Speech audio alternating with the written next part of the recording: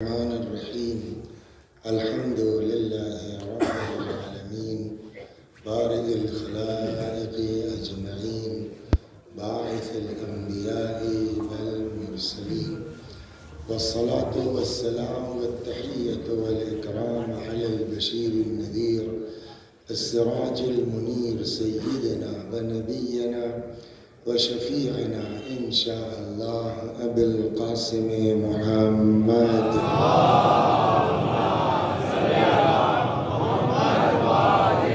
اللهم صل عليه وعلى أهل بيته مظاهر جلالك وجمالك واللعن على أعدائهم الشاكين فيهم المنحرفين عنهم أجمعين.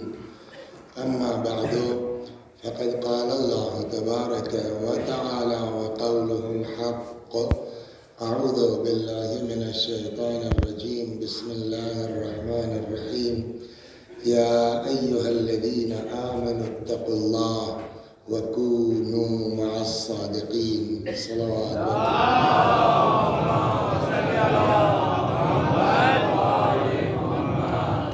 اس خمسے مجالس کی آج تیسری مجلس ہے جو حضرت صدیقہ طاہرہ سلام اللہ علیہ کی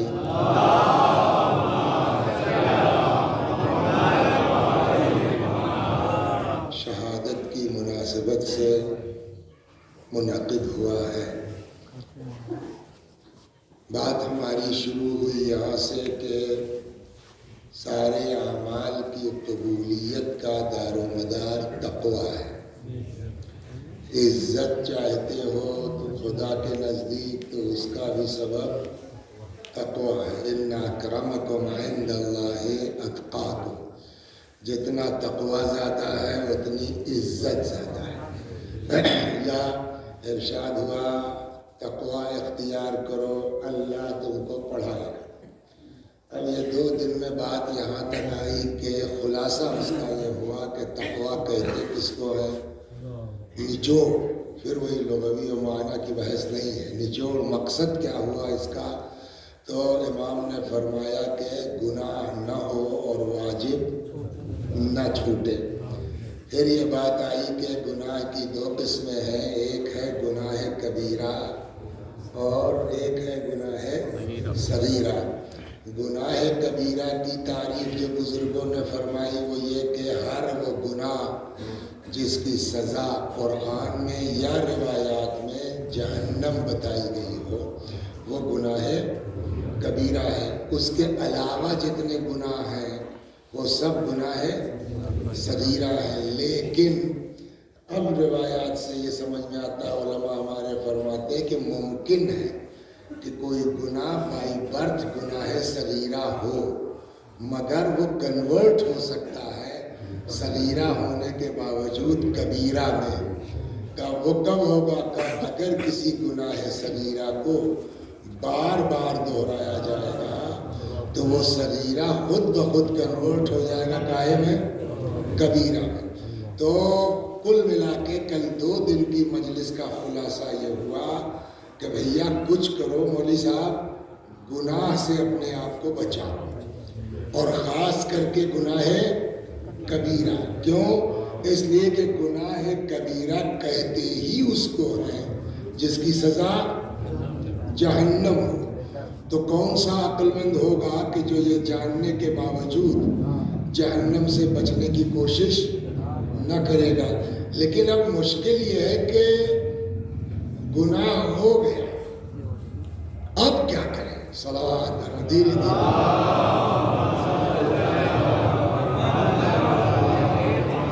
سمجھتے، عقل کم تھی، پختہ نہیں تھے. 15 ہی سال کی عمر سے سب لکھا جانے لگا. اب جب 50-60 سال تک پہنچے تب سمجھ میں آیا.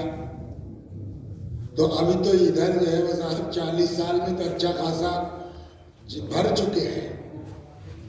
تو اب کیا ہوگا؟ گناہ تو کیا ہے، اجا نہیں کیا ہے تو ہاتھ اٹھا دیجئے. اس پورے مجمع میں اگر کوئی آدمی ایسا ہے الحمدللہ جس نے آج تک گناہ نہ کیا وہ ہاتھ اٹھا دے. کوئی نہیں کہا مولوی صاحب تم خود اٹھاؤ. میں نے کہا میں تم سے زیادہ خراب ہوں، میں کیا اٹھا دوں گا. تو اس کا مطلب یہ گناہ تو ہو چکا، تو اب کیا کریں بھیا؟ اب تو جہنم میں جانا ہی جانا ہے. لہٰذا یار اب کیسی نماز، کیسا روزہ اور کیسا کیا، چھوڑو. اب تو گناہ ہو ہی گیا، وہ بھی کبیرہ ہوا ہے، اور کبیرہ ہونے کے بعد جہنم میں جانا ہی جانا ہے، تو اس محنت سے فائدہ کیا ہے نا. یہاں آ کر کے جو ہے وہ قرآن نے سہارا دیا.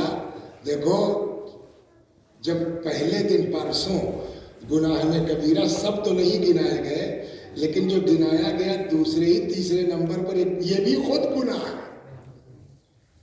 جب امام سے پوچھا گیا مولا گناہ ہے کبیرہ تو کفر، شرک، حقوق والدین، الیأس من رحمت اللہ، اللہ کی رحمت سے مایوس ہونا، یہ خود گناہ کبیرہ ہے. تو آپ کیا کریں؟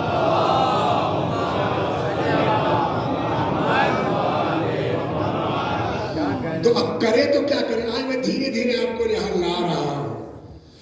تو قرآن کہتا ہے دیکھو ہو گیا ہے نا، جو بات پہلے دن کہی تھی کسی دوسرے کا معاملہ ہے تو اس کو حل کرنا، لے کے دے کے سمجھوتا کر کے اس کو حل کرنا.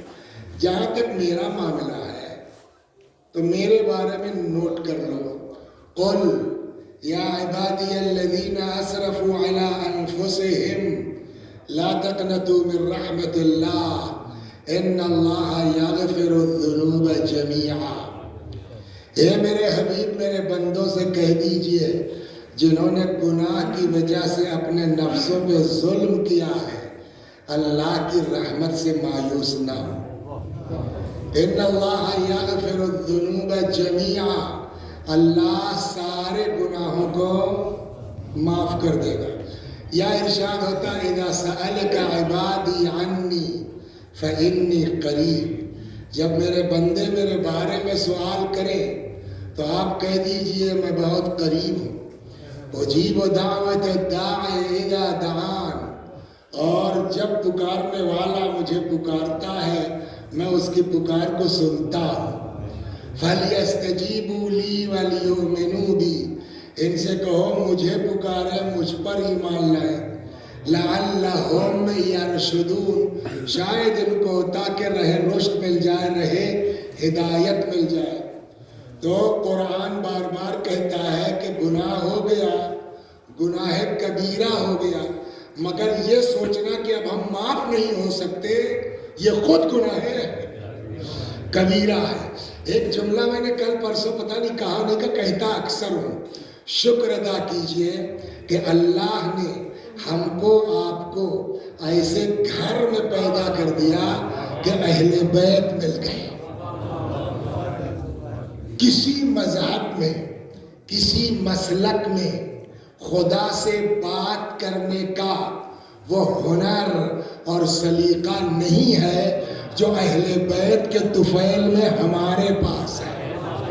جہاں دعا کی دعا ہے، تربیت کی تربیت ہے، پرورش کی پرورش ہے، فلسفے کا فلسفہ ہے. ایک سے ایک دعائیں واقعی سوچ نہیں سکتا آدمی. مجلسیں تو موضوع والی سنی ہے نا، دعا ایک موضوع پر پوری دعا سوائے اہل بیت کے کہیں نہیں ملے گی. اور یہاں تو ایک نہیں، مفاتیح کے شروع میں 15 مناجاتیں ہیں، 15 موضوعات پر. صلوات بھائی سنیے تو، جس کو کہا جاتا ہے کیا مناجات 15، 15 مناجاتیں الگ الگ موضوع پر. توبہ کرنے والوں کے مناجات، زاہدوں کی مناجات، راغبوں کی مناجات، شکوہ کرنے والوں کی مناجات. اس میں پہلی مناجات جو ہے مناجات 15. اور ایک جملہ میں کہوں کہ کوشش کیجئے نا، دیکھیے نماز تو واجب ہے بے شک، اس کو تو پڑھنا ہی پڑھنا ہے، لیکن اگر اللہ توفیق دے دے اور وقت مل جائے نا تو تھوڑا سا اہل بیت کی دعاؤں سے انس پیدا کیجئے. بڑے غضب کی چیزیں ہیں دعاؤں میں. اچھا ایک سوال کا جواب یہ جو دعائیں ہیں یہ دعائیں حقیقت پر مبنی ہیں یا معاذ اللہ استغفر اللہ یوں ہی بٹرنگ چاپلوسی ہے؟ بولیے حقیقت پر۔ اب آئیے وہ جو مناجات 15 ہے اس کی پہلی مناجات معلوم ہے کہ اس کا عنوان کیا ہے؟ مناجات التائبین، توبہ کرنے والوں کی مناجات۔ اب اس میں دیکھیے امام کا جملہ ہے، میرا آپ کا نہیں ہے۔ توبہ کرنے والوں کی مناجات، اس میں آدھے کے قریب جب پہنچیے گا تو عجب جملہ ہے امام کا، فرماتے الہی ان کان الندم علی الذنب توبۃ فانی وعزتک من النادمین۔ پالنے والے اگر گناہوں پہ شرمندہ ہونا یہی توبہ ہے تو تیری عزت کی قسم ہم اپنے گناہ پہ شرمندہ ہیں۔ مطلب کیا ہوا؟ توبہ نہ کرو، خالی شرمندہ ہو جاؤ کہ ہم نے غلط کیا ہے، اللہ اسی شرمندگی کو توبہ مان لیتا ہے۔ صلوات، دھیرے دھیرے آپ بولیں گے، ایک منٹ کے بعد اللہ اسی شرمندگی کو بولیے توبہ مان لیتا ہے۔ اور اچھا اب جب شرمندگی کو توبہ مان لیتا ہے تو اگر کوئی آدمی واقعاً توبہ کرتا ہے تو خدا خالی معاف نہیں کرتا۔ سنیے جملہ، خاص کر کے ہمارے نوجوان لڑکے سنیں، عجب جملہ ہے۔ فرماتے ہیں التائب من الذنب کمن لا ذنب لہ، گناہوں سے توبہ کرنے والا جسٹ لائک اس نے گناہ کیا ہی نہیں ہے۔ تو میں نے کہا نا جوان ہمارے سنیں، امام فرماتے ہیں کہ ان اللہ یحب الشاب التائب، خالی اللہ معاف نہیں کرتا، عجب جملہ ہے، ان اللہ یحب الشاب التائب، اللہ توبہ کرنے والے جوانوں سے محبت کرتا ہے۔ اور ایک منزل وہ آتی ہے جہاں گناہگار کا مرتبہ زیادہ ہے اطاعت گزاروں کے مقابلے۔ یہاں دیکھیے ایسے دیکھ رہے ہیں، ہے نا بات بھی صحیح ہے۔ میں نے کہا میں اپنی جیب سے نہیں کہہ رہا ہوں، روایت ہے۔ اوحی اللہ تعالی الی داؤد، اللہ نے حضرت داؤد پر وحی نازل کی، فرمایا داؤد بشر المذنبین وانذر الصدیقین، اے داؤد گناہگاروں کو بشارت دے دو، صدیقوں کو ڈراؤ۔ تو داؤد علیہ السلام نے کہا پالنے والے کیا مطلب ہے کیف ابشر المذنبین، گناہگاروں کو بشارت دے، یہ کیا مطلب؟ آواز قدرت آئی بشر المذنبین انی اقبل التوبہ، گناہگاروں کو بشارت دے دو میں توبہ قبول کرتا ہوں۔ وَأَنذِرَ الصَّدِّيقِينَ أَلَّا يُعْجِبُوا بِأَعْمَالِهِمْ، اور صدیقوں کو ڈرائیے خبردار کبھی اپنے عمل پر گھمنڈ مت کرنا۔ سنیے آپ، بڑی مزے کی باتیں ہیں۔ امام جعفر صادق علیہ السلام فرماتے ہیں دخل رجلان المسجد، دو آدمی مسجد میں داخل ہوئے، احدہما عابد والآخر فاسق، ایک عابد دوسرا فاسق، فخرجا من المسجد، تسمیہ کیسے بنے؟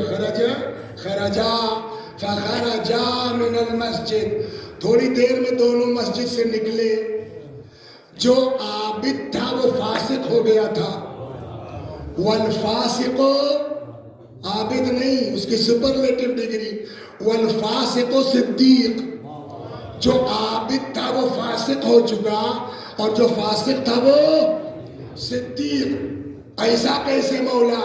امام نے فرمایا وہ اس لیے کہ عابد جتنی دیر مسجد میں رہا مدلن بعبادتہ، اپنی عبادت پر گھمنڈ، مغرور، میں تو کب سے نماز پڑھ رہا ہوں. ابا ان کو دیکھو یہ بھی آج نماز پڑھنے آئے ہیں.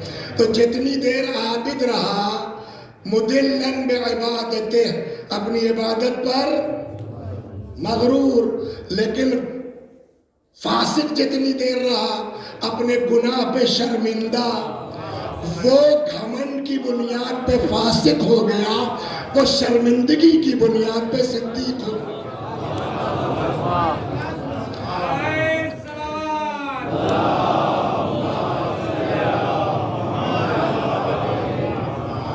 یہ مول صاحب تمہاری بات سمجھ میں آتا ہے نا، اتنی جلدی کیسے ہو سکتا ہے؟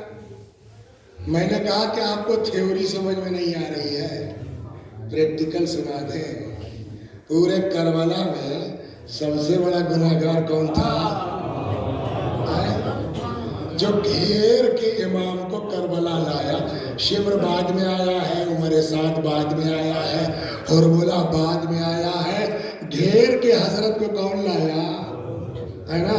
ایک سے ایک مدینے میں قرآن پڑھنے والے ٹہلتے رہ گئے، اور جو امام کو گھیر کے کربلا لایا وہ ایک سیکنڈ میں قیامت تک کے لیے علیہ السلام بن گیا. صلوات در محمد. سمجھ میں آیا؟ تو یہ مین چیز ہے اپنے آپ کو گناہ سے بچانا. بٹ اگر ہو گیا ہے تو یہ خود گناہ ہے کہ ہم اس کی رحمت سے بولیے.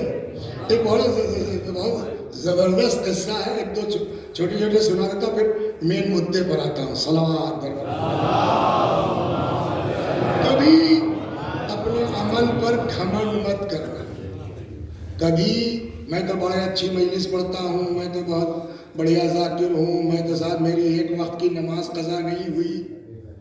یہ اس کا کرم ہے کہ وہ قبول کر لے، ورنہ اگر قاعدے سے جانچ ہو جائے گی نا تو سب کے عمل میں کچھ نہ کچھ کمی نکل آئے گی. سمجھ گئے آپ؟ ایک جانچ سنا دیں آپ کو، صلوات پڑھیے سنا دیتا ہوں.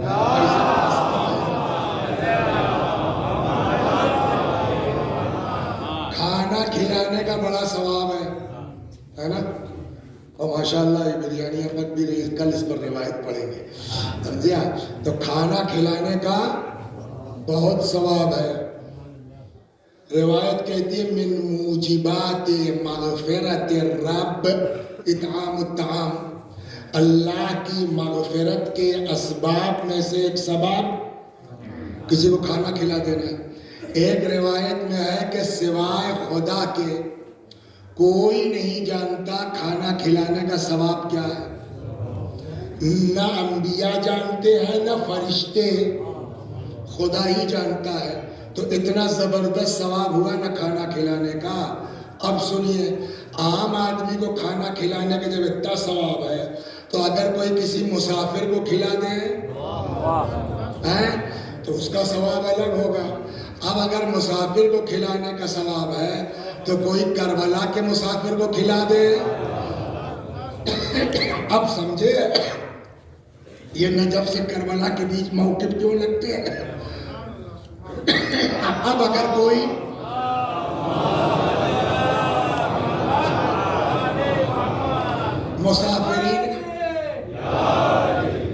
مسافرین حج کو کوئی کھلا دے ثواب ہوگا نا.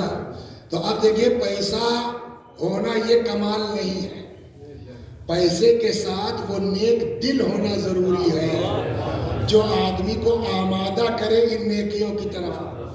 ایک صاحب تھے جن کا نام تھا حسین ابن ابی یعلا، بڑے آدمی تھے، بزنس مین تھے.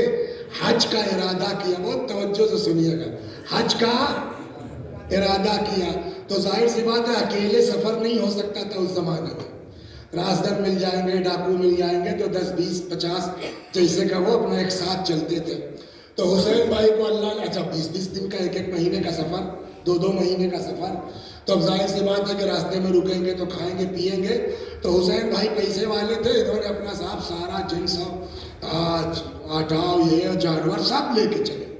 جہاں قافلہ رکتا تھا دمبا ذبح ہوتا تھا، کھانا پکتا تھا. سارے حاجی لوگ آئیے بسم اللہ نوش فرمائیے مسافر. اس سے بڑا ثواب ہوگا مولی صاحب؟ ایک روایت اور بڑی مزے کی ہے، فرماتے ہیں تمام الحج لقاء الامام، حج کی تکمیل امام سے ملاقات ہے، امام کی زیارت یہ حج کی تکمیل ہے۔ تو اب یہ حسین بھائی حج وج کر کے مدینے آئے، زمانہ ہے امام صادق سلام اللہ علیہ کا، وہاں جیسے ہی حضرت کے گھر میں قدم رکھا امام، اچھا دیکھیے کتنا بڑا کام کر کے یہ آدمی آ رہا ہے نہیں ہے، آئیے آئیے حسین صاحب تشریف لائیے، بڑے بکرے کٹے ہیں اب کی حج کے سفر میں۔ تو اب پتہ نہیں، کتاب دیکھ کے تو لہجہ نہیں سمجھ سکتے نا کہ امام تعریف کر رہے ہیں کہ طنز کر رہے ہیں، لیکن حسین کا جواب سمجھ میں اب سمجھاتا ہے کہ امام کو یہ کام ان کا اچھا نہیں لگا،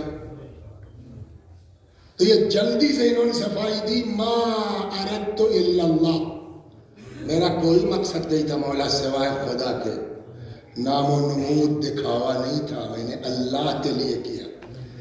اب اہل بیت کا عالم یہ، وہ ہمارے دلوں کے راز کو جانتے ہیں، دو ہی صورت ہے، یا حسین بھائی سچ بول رہے ہیں یا جھوٹ بول رہے ہیں۔ اگر جھوٹ بول رہے ہیں، پھینک رہے ہیں، تو امام ٹوکتے میاں ہم سے چھپاؤ گے، ہم کو پتہ ہے نیت کیا تھی تمہاری۔ امام نے نہیں ٹوکا، اس کا مطلب حسین بھائی کی بات صحیح ہے، وہ واقعاً اللہ کے لیے کھلا رہے تھے، تو جب اللہ کے لیے کھلا رہے تھے تب امام کو اعتراض کیوں ہے؟ بات ہماری کہاں سے چلی، ہم سمجھتے بہت بڑھیا کام ہے، جانچ ہو جائے گی تب سمجھ میں آئے کہ وہی کام غلط تھا۔ صلوات دربار میں سنیے، بڑے جانور کٹے ہیں سفر میں، حسین صاحب ما اردت الا اللہ، ہمارا کوئی مقصد نہیں تھا میرا سوائے بولیے اللہ کے۔ تو امام نے نہیں کہا کہ تم جھوٹ بول رہے ہو، یعنی واقعی اللہ کے لیے، جب اللہ کے لیے کر رہے ہیں تب امام کو اعتراض کیوں ہے؟ دیکھیے امام کا جواب تو اتنا ہے، میں جلدی سے ترجمہ کر دوں گا لیکن ہو سکتا ہے بعض بچے نہ سمجھ پائیں، تو اس کو میں تھوڑا سا پہلے سے لے کے چلتا ہوں۔ دیکھیے جتنے لوگ مسافر ہیں کیا سب کی اقتصادی حالت ایک جیسی ہے؟ کچھ تو حسین بھائی کی طرح جو ہے وہ لکھپتی آدمی ہیں، کچھ بیچارے وہ ہے کہ بھیا جو ہے وہ اپنا کچھ لائی چنا رکھ لو، حج ہو جائے کسی صورت سے، تو وہ اپنا پیٹ نہیں بھر سکتے، دوسرے کو کیا کھلائیں گے۔ لیکن کچھ بھی ہو، مومن کے اندر عزت نفس تو ہوتی ہے۔ اب آپ روزانہ جو ہے جہاں رکتے ہیں وہاں کھلاتے ہیں سب کو، تو جو بیچارہ کمزور ہے جو نہیں کھلا سکتا تو اس کو یہ احساس ہوگا کہ نہیں ہوگا کہ یار حسین بھائی کے پاس ہے وہ کھلا رہے ہیں، ہم ان کو ایک وقت کھلا نہیں سکتے، روز روز کھانا ہی پڑ رہا ہے۔ تو اب امام کا جملہ ہے فَتَقَاصَرَوْا فِي أَنفُسِهِمْ، تمہارے اس کھلانے کی وجہ سے ان کو احساس کمتری کا ہوا، احساس کمپلیکس کا احساس ہوا۔ تم تو کر رہے ہو مسافروں کو کھانا کھلانے کا، لیکن سائیڈ ایفیکٹ 50 لوگ ذلت محسوس کر رہے ہیں، تو کھانے کا ثواب اپنی جگہ، مومن کو کمتری کا احساس دلانا اس کا حساب تو ان دے گا۔ صلوات، ہم سمجھ رہے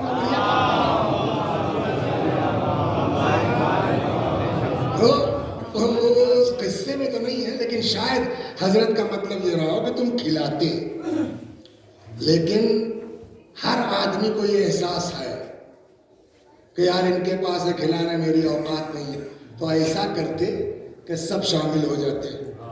مثلا چچا بھول گئے نام آپ کا، اختر عباس صاحب بھی ساتھ میں تھے، ان کے ذمے کر دیتے کہ بھائی جتنے قافلے والے ہیں جت کو جتنا دینا ہے وہ اختر صاحب کے پاس جمع کرا دیں۔ کوئی 4 آنا دیتا، کوئی 8 آنا دیتا، کوئی 1 روپے دیتا، پورا قافلہ مل کے 10 روپے دیتا، اور تم کو اللہ نے نوازا ہے 90 تم لگا دیتے۔ دسترخوان بچتا، ہر آدمی عزت کے ساتھ بیٹھتا، میرا بھی لگا ہے، میرا بھی لگا ہے، کسی کو ذلت کا احساس نہ ہوتا۔ جہاں تک ثواب کا میٹر ہے تو جس کو ثواب دینا ہے اسے پرسنٹیج پتا ہے کس نے کیا لگایا۔ صلوات در محمد و آل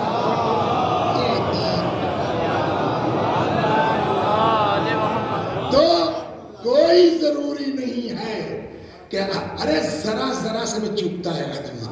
سنا ہے آپ کو؟ یہ جو ہے وہ آپ کے نیچے کیا ہے؟ نہیں، فرش، گدا. گدا کے اوپر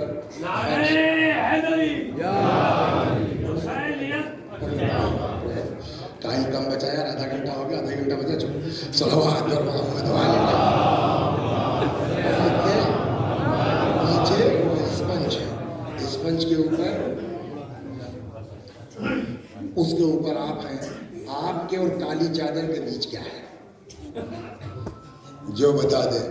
اگر کیا آپ وعدہ کرتے ہیں اگر کوئی بتا دے تو اس کو گھر لے جانے کی بریانی دے دیں گے؟ بتائیے آپ کے اور فرش کے بیچ میں کیا ہے؟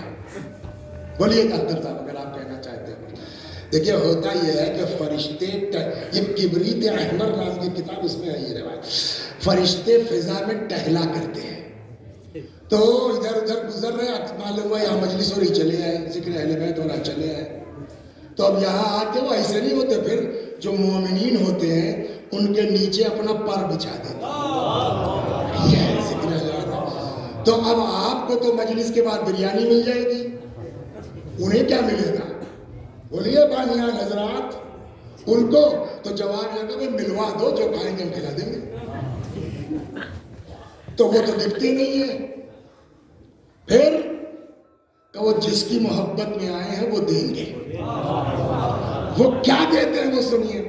تو روایت کہتی ہے کہ جب یہ فرشتے سب تو آئے نہیں، جو ادھر سے گزر رہے تھے آ گئے. اب جب یہ واپس بس میں ملکوت میں پہنچتے ہیں تو ایک عجیب طرح کی خوشبو ان کے جسم سے نکلتی ہے. تو جو نہیں آئے رہے تھے، یار ہاں بڑا زبردست یار، کہاں سے لائے؟ تو جا رہے تھے ایک جگہ، بابولین میں جو ہے وہ مجلس ہو رہی تھی، وہاں گھوم گئے. ارے بھائی بتاؤ کدھر ہے؟ ابے ختم ہو گئی، سب تالا بند ہو گیا، مولوی لوگ اپنے گھر گئے. کہنے لگا بھائی وہ جگہ تو ہوگی، اس کو ہلکے میں مت لیجیے، ایسا ہاں تو وہ جگہ تو ہوگی. کہاں؟ کہا بھائی وہ جگہ بتا دو. یہ جہاں سے آپ اٹھ کے جائیں گے نا، روایت کہتی ہے فرشتے آتے ہیں اور تبرکن اپنا پر وہاں مس کرتے ہیں. اور فرما رہے ہیں ہماری بات چلی ہے معاف کرنے کی، کتنا قریب ہے خدا وہ سنیے آپ. لیکن اینٹھنا مت مولی صاحب، اینٹھو گے تو سب برباد ہو جائے گا. گھمنڈ تو برباد کر دے گا. تو ایسے ہی جبریل ایک مرتبہ ٹہل رہے تھے، کسی جزیرے سے گزر ہو گیا، ایک چچا میاں وہاں عبادت کر رہے تھے. تو جبریل کا کچھ دل جھکاؤ ادھر ہوا، اللہ سمجھ گیا. تو آواز قدرت آئی، جبریل بڑے بندے سے ملنا چاہتے ہو؟ کہا کہ جاؤ مل لو. جبریل آئے، ملے. کیسا لگا میرا بندہ؟ تو جبریل نے کہا پرفیکٹ. اللہ نے کہا ان کا حشر دیکھنا چاہے تو قیامت میں کیا ہوگا؟ تو کہا ہاں پالنے والے. تو اب جبریل کے سامنے سے پردہ ہٹا دیا، مستقبل دیکھ رہے محشر. حساب و کتاب شروع ہوا، چچا کا بھی حساب شروع ہو گیا. معلوم ہوا چچا مومن آدمی تھے، پاس ہو گئے. حکم ہوا کہاں کا؟ بہشت. اب چچا سے ایک غلطی ہو گئی، بیٹا جو ہمارے طلبہ ہیں ان سے گزارش ہے سب کر لو، اگر زبان قابو میں نہیں ہے نا تو پھر کچھ نہیں مل سکتا ہے. زبان پہ کنٹرول کرو. اسی لیے مولا نے کہا اذا تم العقل نقص الکلام، جب عقل مکمل ہو جاتی ہے باتیں کم ہو جاتی ہیں. توجہ فرمایا آپ نے. تو اب یہ بیچارے پاس ہو گئے. حکم ہوا میرے بندے کو لے جاؤ بہشت میں. اب یہ تو خوش، جیسے ہی چلنے لگے وہ چچا سے چوک ہو گئی. کہنے لگے الحمدللہ، چلو آج اپنا نماز روزہ کام تو آیا. بس جیسے ہی کہا اللہ کا حکم روکو ان کو، روکو. کیا کہا؟ عبادت کام آ گئی، لاؤ بھائی پھر سے حساب کرو. اب حساب میں قرآن نے بھی کہ ووضع المیزان، ترازو رکھ دیا گیا. رکھو سارے اعمال ایک پلڑے میں. دوسرے میں اللہ کی نعمتیں نہیں، ایک نعمت بینائی کی. جو اندھا ہو گیا اس سے پوچھئے کہ کتنی بڑی نعمت ہے. وہ ایک بینائی کی نعمت رکھ دی گئی. تولو، معلوم ہوا کہ جو ہے وہ اعمال والا پلہ ہلکا، بینائی والا پلہ بھاری. آواز قدرت آئی. اب بتائیے خاصا ایک بینائی کی نعمت کے برابر تو عبادت ہے نہیں آپ کی، اور بقیہ جو نعمتیں ہم نے دی آپ کو اس کے مقابلے میں تو کچھ ہے ہی نہیں۔ اچھا خاصا پاس آدمی زبان نے پھنسا دیا، حکم ہوا لے جاؤ اس کو جہنم، اس کے پاس ہی کیا ہے؟ لیکن جس زبان نے پھنسایا تو اسی نے بچایا بھی۔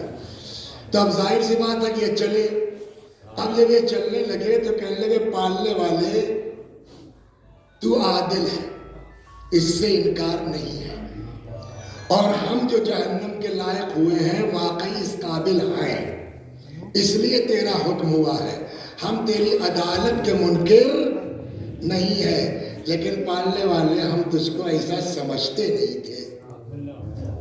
ایک روایت اس میں پوری مجلس ہو سکتی ہے کہ قیامت میں ہر آدمی کے ساتھ ویسے ہی حساب ہوگا جیسے وہ دنیا میں اللہ کو سمجھتا تھا۔ تو پالنے والے تو عادل ہے، لیکن ہم تجھ کو صرف عادل نہیں سمجھتے تھے۔ حکم خدا ہوگا روکو میرے بندے کو، بولو کیا سمجھتے تھے؟ کہ پالنے والے تجھ کو تو ہم ارحم الراحمین سمجھتے تھے۔ تو آواز قدرت آئے گی تو ایسے بات کرو نا، رحم کی بنیاد پہ تو کوئی بھی معاف ہو سکتا ہے۔ صلاۃ در محمد اور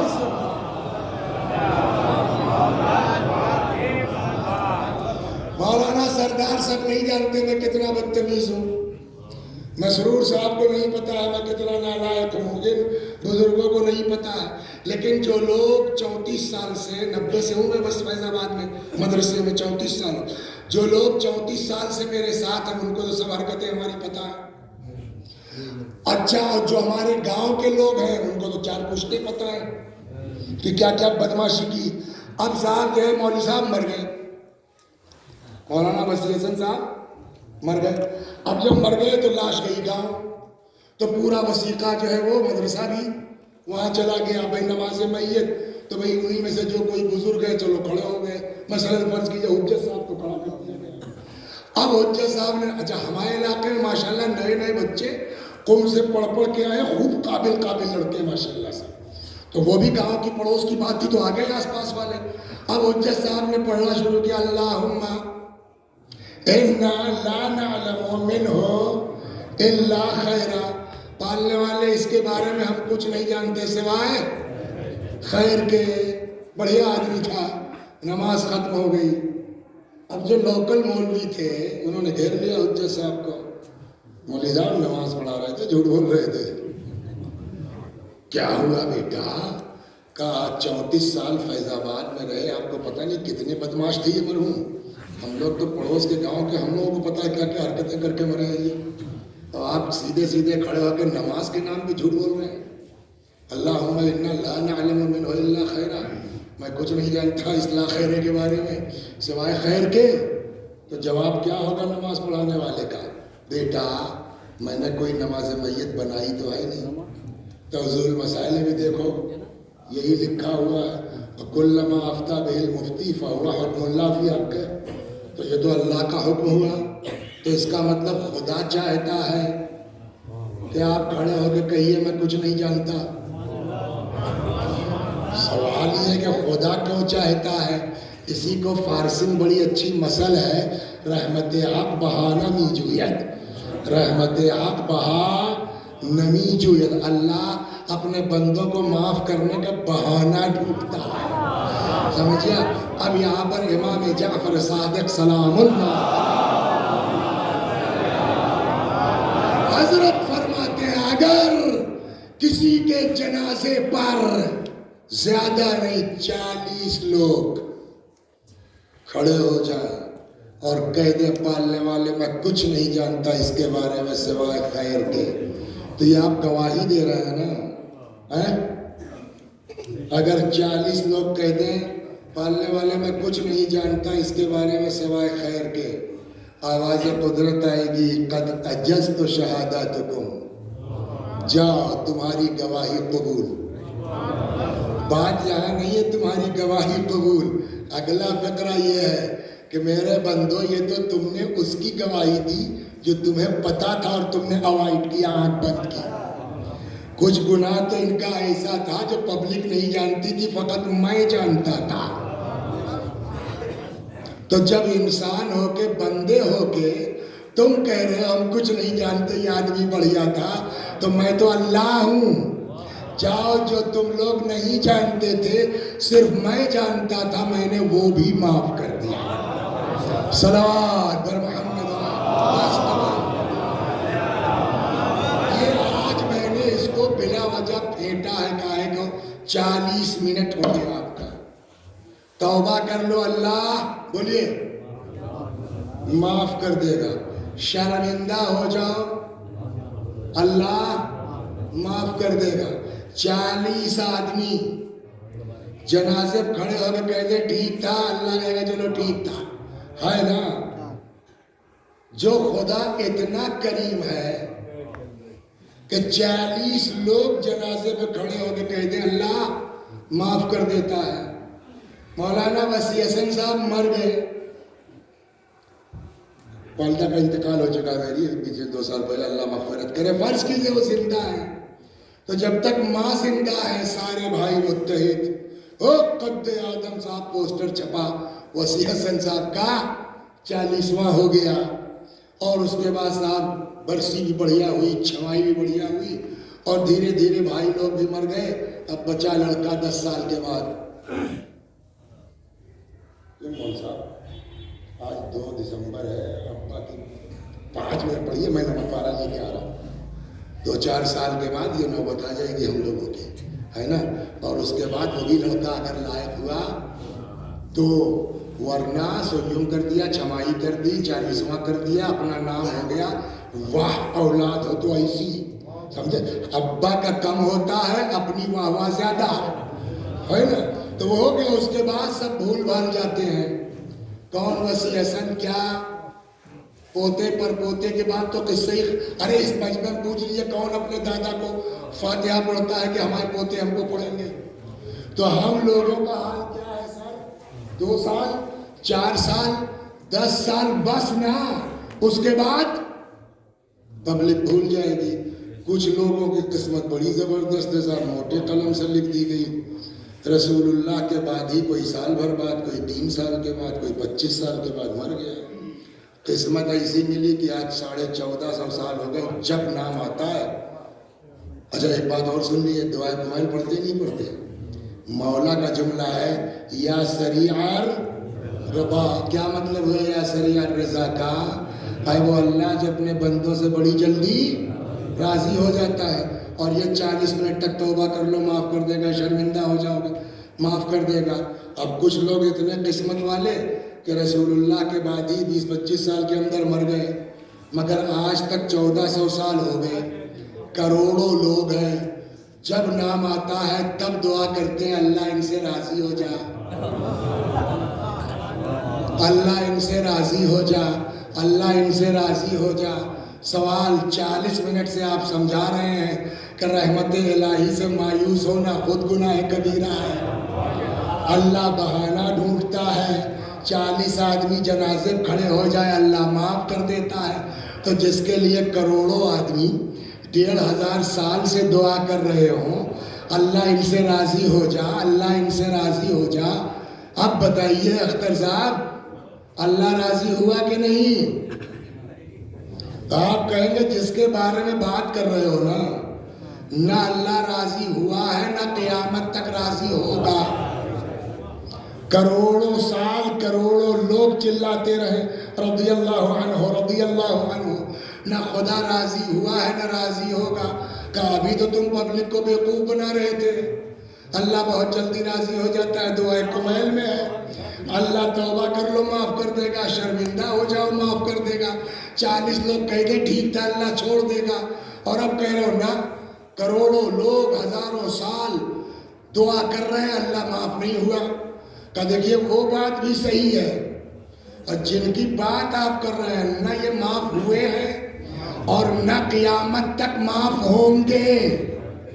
کہا صاحب یہ کیا 2 طرح کی بات کیسے؟ صلوات دربار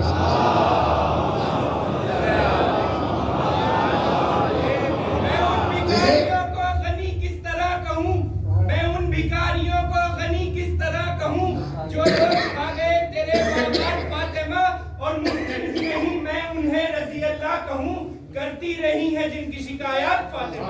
नाम हैदरी। फारसी में एक मसल है, एक बाम और दो हवा। इसका किस्सा मालूम है? एक बाम और दो हवा का। बड़ी छत थी, पता नहीं सही गलत, बहरहाल मशहूर है। तो उधर बेटे और बहू थे, इधर बेटी और दामाद।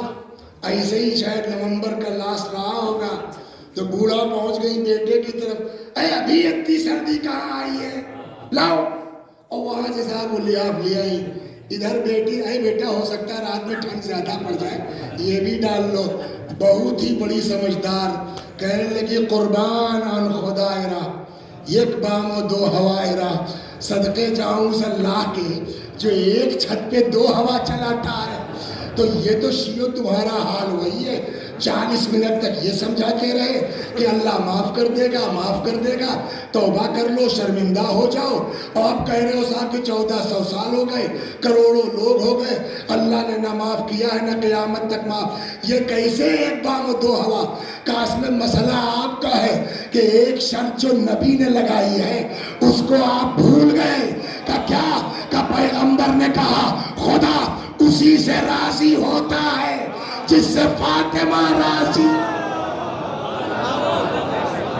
सलावत दर मोहम्मद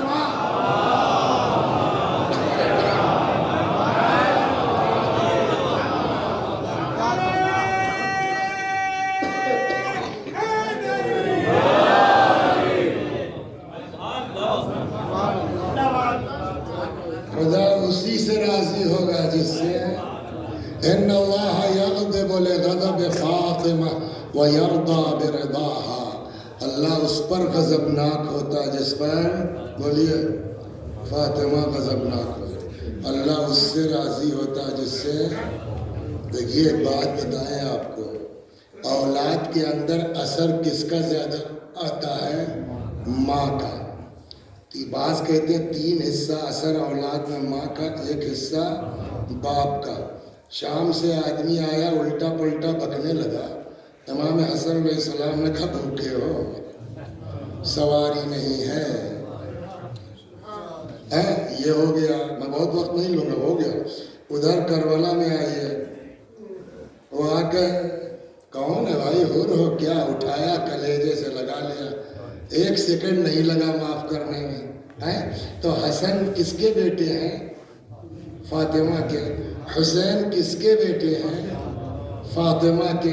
तो बेटे तो इस तरह माफ कर दें, और फातिमा, देखिए इसमें 2 चीजें मेरी समझ में आई हैं। एक तो ये कि मसला मैटर खुद जनाब फातिमा का था ही नहीं जो माफ करती। कल अर्ज किया ना, दुश्मनी का मेन सबब क्या था? अमीरुल मोमिनीन की हिमायत, है ना, विलायत के लिए। तो जब तक वो मैटर हल नहीं होगा माफी का सवाल ही पैदा नहीं होता। का ठीक है माफ नहीं किया तो ना करती माफ, चुपचाप चली जाती। इसकी क्या जरूरत थी कहने की? जिन लोगों ने मुझे सताया है मेरे जनाजे में शरीक, ये तो बहुत एकदम स्ट्रीम पे है। देखिए आप जब तारीख पढ़िएगा ना, एक से एक लोग हैं, समझ गए आप। इनका हाल ये है कि अहले बैत के फ़ज़ाइल की जो रिवायतें हैं ना, पहले कोशिश करेंगे कि वैसे ही हदीस गढ़ ली जाए औरों के लिए। वो नहीं हो पाया तो ज़ईफ़ है, वो भी नहीं हो पाया तो उसमें कोई जो है वो नक्स निकालते हैं। उसी में से एक साहब है जिनका नाम है इब्न तैमिया, नाम सुना है ना? इब्न तैमिया, देखिए ये रिवायत इतनी परफेक्ट है कि इब्न तैमिया जैसा आदमी भी इसमें कुछ कर नहीं पाया। तो जब कर नहीं पाया तो जानते क्या कहा?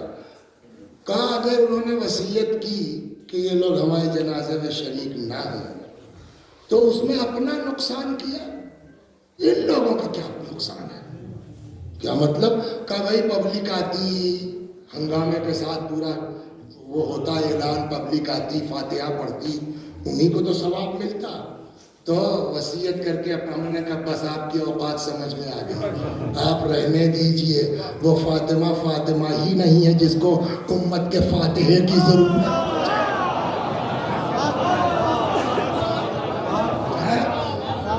لیکن اب جو میں نے میری سمجھ میں جو آیا کہ اگر یہ شہزادی ٹھیک ہے معاف نہ کرتی، وہ تو آخرت کی بات ہے، اور دفن ہو جاتی تو یہ گڑھ لیتے کہ اور کرے حسن کی ماں ہے فاطمہ، کوئی معمولی تھوڑی ہے، رحمت للعالمین کی بیٹی ہے، حسین کی ماں ہے، بھلا وہ معاف کر کے گئے، گڑھ لیا جاتا۔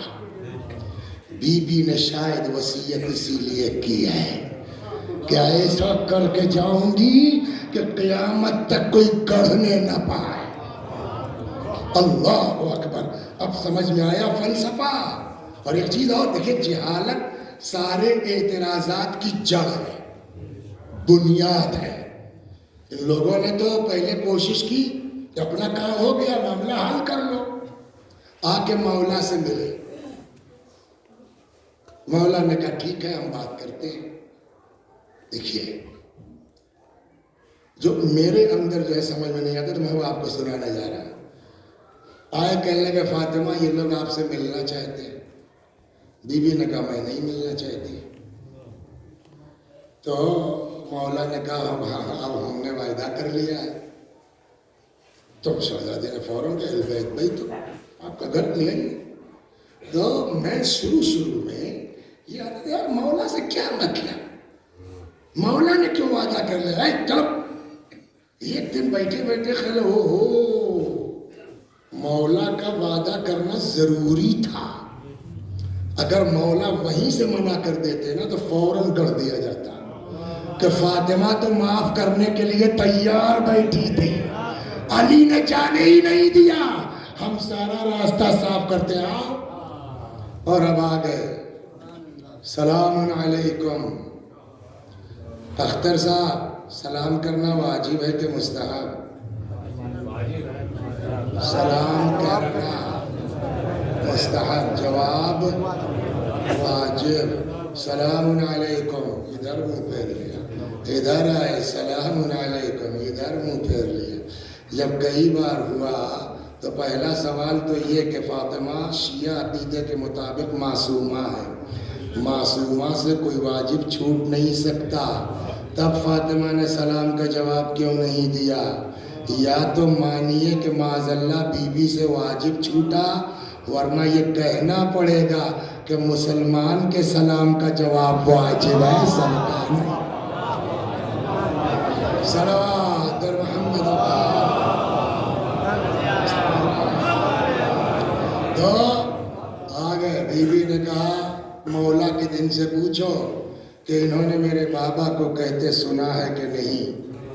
کیا جس نے فاطمہ کو ستایا اس نے فاطمہ تو بضعۃ منی فمن آذاها فقد آذانی، جس نے فاطمہ کو ستایا اس نے مجھے ستایا۔ یہ لوگ چوک گئے یار، یہ سمجھے شاید کام ہو جائے گا۔ مولا نے کہا بولو، تو کہنے لگے ہاں صاحب سنا تو ہے۔ جیسے ہی انہوں نے کہا ہاں سنا تو ہے، بی بی نے دست مبارک اٹھا فرماتی ہے خدا تو گواہ رہنا،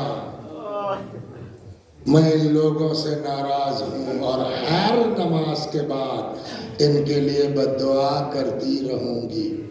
کل بات کہاں تک پہنچی تھی مصائب میں؟ 2 منٹ اسی کے آگے اور بس۔ اس شخص کے پاس تلوار تھی، ہے نا، تلوار کے دستے سے بی بی کے شکم مبارک پر ایسا وار کیا کہ بی بی کی چیخ نکل پڑی، یا فزت خودی نے لقد سقطت ما فی احشائے، فضا مجھے پکڑ لو، فضا مجھے سہارا دے دو، اے فضا میرا بچہ مر گیا۔ بعض کہتے ہیں امیر المومنین نے آواز دی یا فضتو ادرکی مولاتکی، فضا اپنی بی بی کی خبر لو۔ اتنے میں اب روایت کہتی ہے شہزادی کو غش آ گیا۔ اب مین جو مدافع تھا وہ بے ہوش ہو گئے، ان لوگوں کو موقع مل گیا۔ امیر المومنین سلام اللہ علیہ کے گلے میں رسی کا پھندا ڈال دیا گیا۔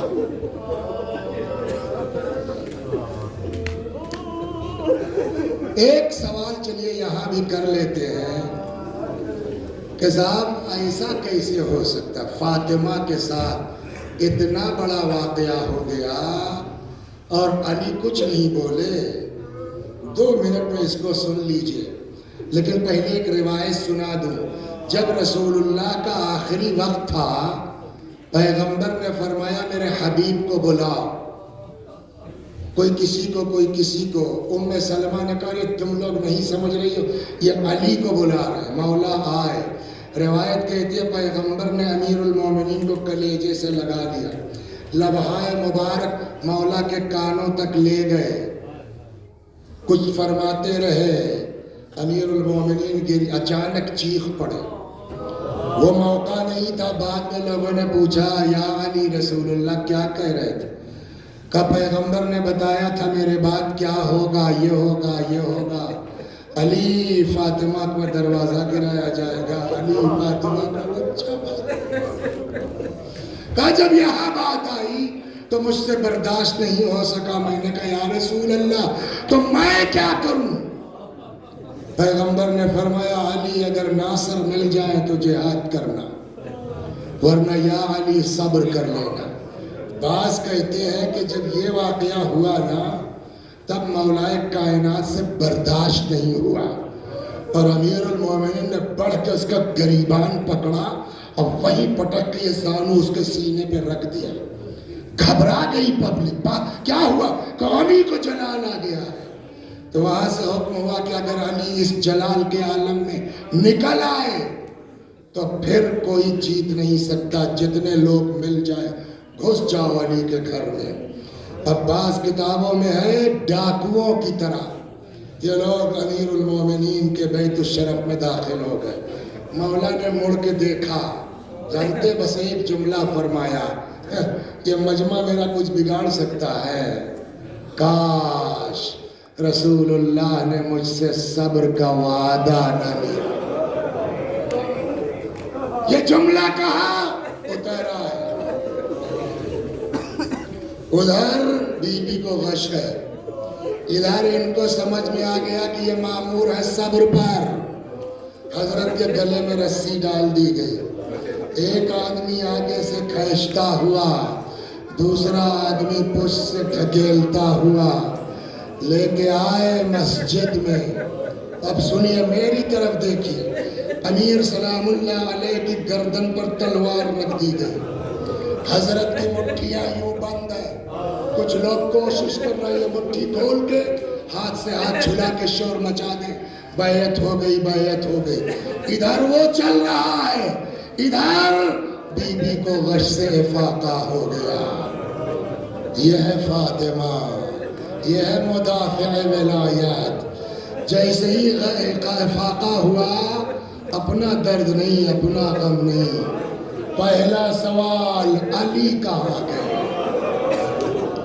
جب بتایا گیا کہ حضرت کو گرفتار کر لیا گیا ہے تو مشہور روایت تو یہ ہے کہ بی بی نے سر پہ ردا ڈالی، گھر سے نکل پڑی.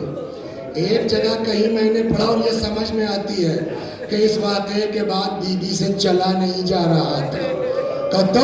کہ خاندان کی 2 عورتوں نے دونوں طرف سے بی بی کا بازو پکڑا کے گھر سے باہر لے کے آئے. جیسے ہی نکلی فرماتی ہے خلو ابن عمی، علی کو چھوڑ دو ورنہ بابا کا کرتا سر پہ رکھ لوں گی. 5ویں امام کی بزم ہے سلام اللہ علیہ. بی بی کی بات نکل آئی. امام باقر علیہ السلام فرماتے ہیں خدا کی قسم اگر ہماری دادی نبی کا کرتا سر پہ رکھ لیتی پھر مدینے میں ایک آدمی زندہ نہ بچتا. بعض روایتوں میں ہے چلی. فرمایا خلو ابن عمی، علی کو چھوڑ دو ورنہ سر کے بال بکھرا دوں گی.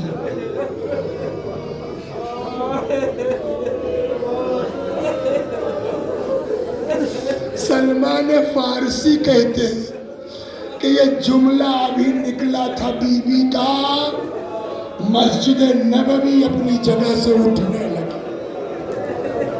سلمان کہتے دوبارہ جب مسجد بیٹھی ہے دھول اتنی تیز اڑی کہ ہم کو رومال رکھنا پڑا. ادھر آپ کو بتا چکا ہوں کہ مسجد کا منظر کیا ہے. حضرت کے گردن پر تلوار, مٹھیاں بند ہے, بیعت کرو نہیں مار دیں گے, ہے نا. اتنے میں اس کون پہچانے گا میرا مولا کیا ہے. السلام علیکہ یا اول مظلوم غصب حقو, سلام ہے یا امیر المومنین. کتنا کریم ہے میرا مولا. ادھر بی بی کی آواز مولا کے کانوں میں پہنچی, علی کو چھوڑ دو ورنہ بابا کا کرتا سر پہ رکھ لوں گی. علی کو چھوڑ دو ورنہ سر کے بال بکھے. مولا سے کوئی مطلب تھا؟ بولیے کچھ نہیں, چپ رہتے. بی بی کو بددعا کرنے دیتے. تاریخ کیا لکھتی, نبی کی بیٹی کو امت نے اتنا ستایا, بیٹی نے بددعا کی, مدینہ تباہ ہو گیا. اس سے مولا سے کوئی مطلب تھا؟ لیکن واہ رے میرا مولا, واہ رے میرا آقا. جیسے ہی مولا کے کانوں میں آواز پہنچی, روایت کہتی ہے مولا نے کہا سلمان ادھر آؤ. جی مولا. کرے سلمان دوڑ جاؤ, زہرا سے کہہ دو گھر چلی جائے. اے سلمان, اگر فاطمہ نے نبی کا کرتا سر پہ رکھ لیا مدینے میں ایک آدمی زندہ نہیں بچے. سلمان کہتے میں دوڑا دوڑا آیا, میں نے کہا بی بی آپ رحمت للعالمین کی بیٹی ہیں, آپ عذاب کا سبب نہ بنیے. فرمایا سلمان میرا بھی مزاج نہیں ہے, لیکن تم لوگ دیکھ نہیں رہے, یہ علی کو قتل کرنا چاہتے. ارے میں سب برداشت کر لوں, علی کا قتل کیسے برداشت کر سکتی. سلمان کہتے ہیں بی بی تو میں خود سے منع کرنے نہیں آیا, تو پھر کہ مجھ سے علی نے کہا ہے واپس چلی جاؤ. فرماتی ہے تو میں علی کی اطاعت گزار. کون دنیا میں خاتون ہے جس کے شوہر کی گردن پر تلوار ہو اور وہ یہ کہہ کے واپس ہو جائے میں علی کی اطاعت گزار.